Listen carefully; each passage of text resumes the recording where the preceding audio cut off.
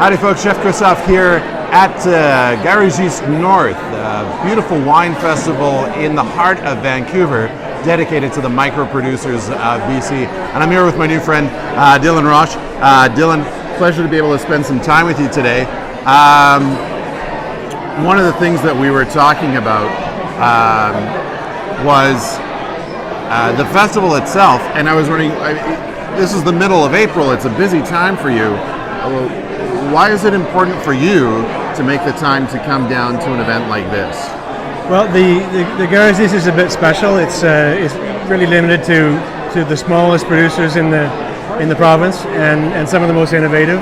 And it's a way for us to stand out among the crowd. I mean, we're not only do we need to get our wines out in a setting like this, but we also support the friends and neighbors who are doing similar things to us. And so you come down to this festival, which is dedicated, in your words and in other people's words, it is to innovators. And so what is it that you're innovating these days? What's something that's really got you jazzed about what's happening in your vineyards? Well, we're just in our third year of taking care of this vineyard, and so we're learning its characteristics. We're learning what happens from year to year, and our home vineyard is planted in Zweigelt and Schönberger, which are varieties that, with our background from Bordeaux and Burgundy, we didn't know Zweigelt and Schönberger very well.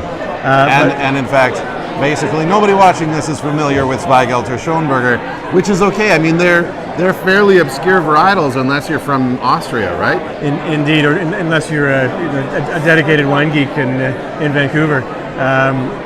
But we make a more classic Pinot Gris and a Pinot Noir, as well as the Rosé.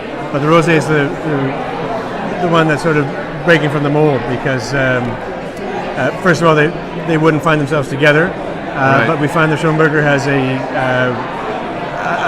aromatic, sort of a fine touch of aromatics that it adds to the Zweigelt. So then what actually led you to that place? I mean, what actually brought you to the conclusion that, oh yeah, well of course, I have to be blending Schönberger with the Zweigelt to make a beautiful rosé. Right? This was not common knowledge. It's no. The chain of events was moving to Penticton from Bordeaux in 2011, looking for a vineyard where we believed in the location, the soil, the aspect, the exposure. Right. And so the fact that it was planted in 15-year-old own-rooted Zweigelt and Schönberger was not our goal. Right. We wanted the location, the soil, and so on, and thought we might tear out those vines. And as we're getting to know them, we're planning to keep them. And also things we learned from travel. For example, we were in the Rioja in January, and one thing we noticed was that a lot of the reds in the Rioja actually use a touch of white as well as a co-ferment or a field blend, which we knew from the Rhone and Portugal, Syrah and Viognier and so on. But it was a surprise to us that there would be whites in with the Tempranillo and the Garnacha. Wow. So we were already doing our Schönberger accented Zweigelt by that time, but it kind of confirmed some of the theory behind it. So now, single varietal Zweigelt, although it's fairly rare, has actually done quite well in a number of large competitions and done quite well coming from BC. Now, is this something that is potentially in the Roche Wine's future of doing single varietal Zweigelts? I think why not? Why not? We don't have to make 1,000 cases. Right. And it's a bit of a scary word. It's got a lot of consonants and it can be tough to pronounce. But once you get it in the glass, it makes its own case. So, beautiful. Yeah. Dylan, thank you so much for making the time to be with me today. Thank you, Christophe. Good to talk to you.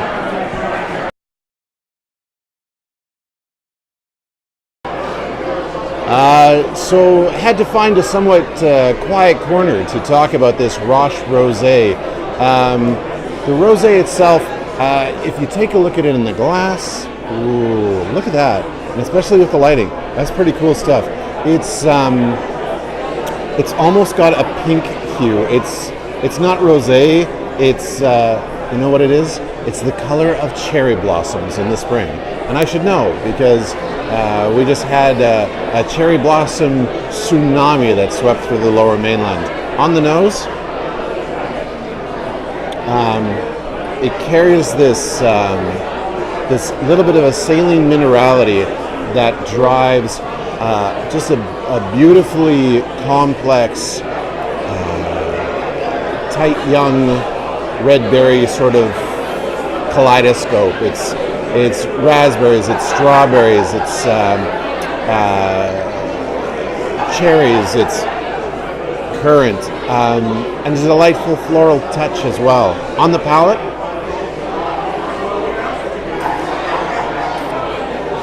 right, brisk, clean. The minerality really sings on the palate. Beautifully complex, balanced, an extraordinary wine from a young producer. 91 points, and I believe this retails for just over $20, perhaps $25.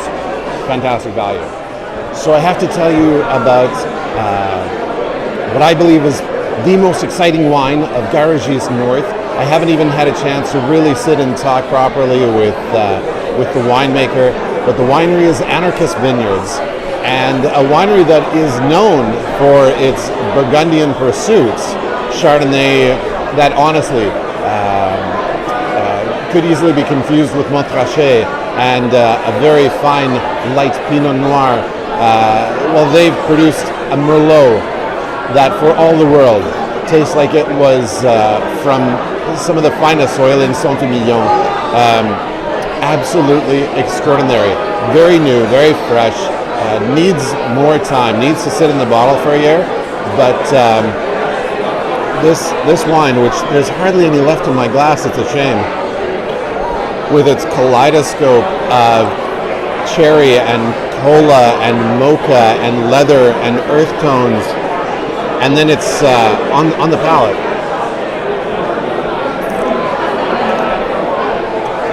This bright acidity that is mouth-watering and yet so beautifully balanced. All I want is more.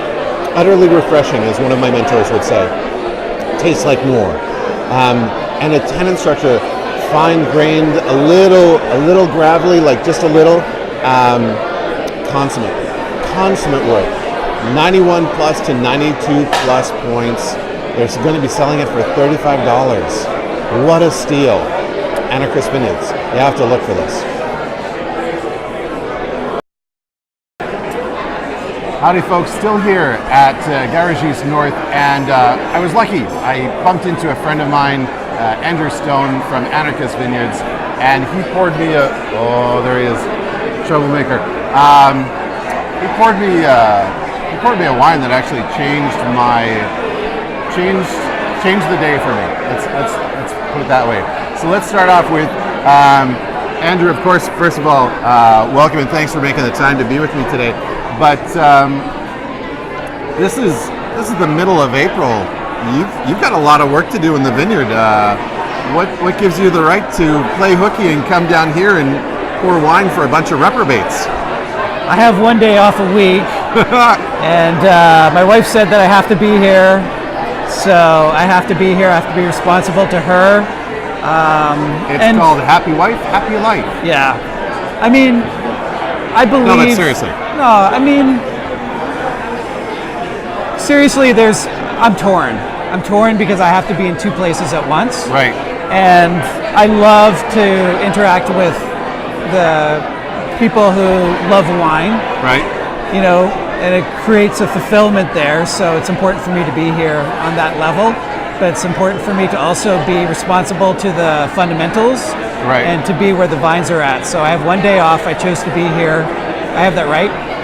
You know, I for one am really glad that you did make the time, because we've had a pretty interesting discussion already, and let's share that conversation with a few other people. Obviously, I tasted through this year's release of Chardonnay and Pinot Noir, and you were telling me that you had some challenges with Chardonnay? Yeah, so you have to know my site. So we bought this property, we didn't really know what was going to be good there, so we started to make these pilot programs of what the wines are. In Vesuvius, it's extremely hot there, and Chardonnay really struggles. That's impossible. It's Canada. How hot could it get?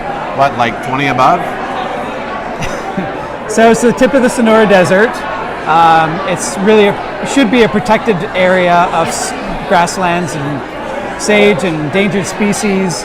And this isn't an outlier place. It's not smushed up against the other vineyards. It's up. It has altitude. Yep. It has its own identity, if you will. Right. And it's only 4 acres. So I feel an intense stewardship to that land. Yep. So, anyways, we bought this property, and it was 3/4 Chardonnay, and it's beautiful Chardonnay. But it's sort of like that book, Going from Good to Great. What is the best variety for that site, right? And just because the Chardonnay is good, maybe even great, but there are other varieties that probably do better, and Merlot is one of them. Which I had the chance to taste through and wait for it. The tasting notes are coming. But I mean, what made you take that leap? I mean, what was the thing where you just thought, oh yeah, well of course, Chardonnay, Pinot Noir, we have to move to Merlot. Like, what was the step of logic there? Well, the thing is that I bought that property with Merlot already on it. Oh wow. And so what I did at that point was, as simply as a grower, I put those varieties in people's hands that would make single vineyard wines from them.